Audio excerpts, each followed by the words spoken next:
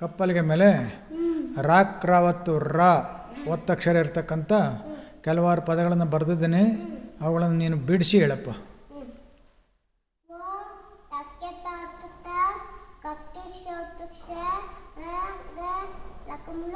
ಒತ್ತಕ್ಷರಗಳು ರಕ್ಕೆರಾತುರ ಗಗುಡ್ಸುಗಿ ರಕ್ಕೆರಾತುರ ನಕೆತ್ವನೆ ಗಿರ್ರನೆ ಸ ರಕ್ಕೆರಾತುರ ನಕೆತ್ವನೆ ಸರ್ರನೆ ಜ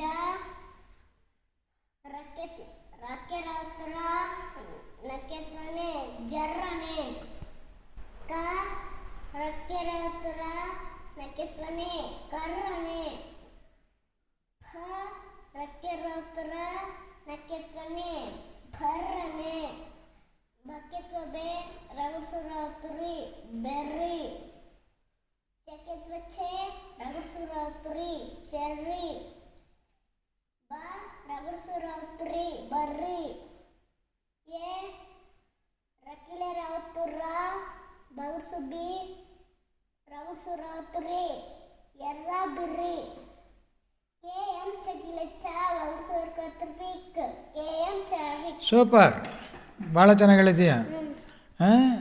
ರಾಕ್ ರಾವತ್ ಕೊಡ್ತಕ್ಕಂಥ ಪದಗಳನ್ನು ಭಾಳ ಚೆನ್ನಾಗಿ ಅರ್ಥ ಮಾಡ್ಕೊಂಡಿದ್ದೀಯ.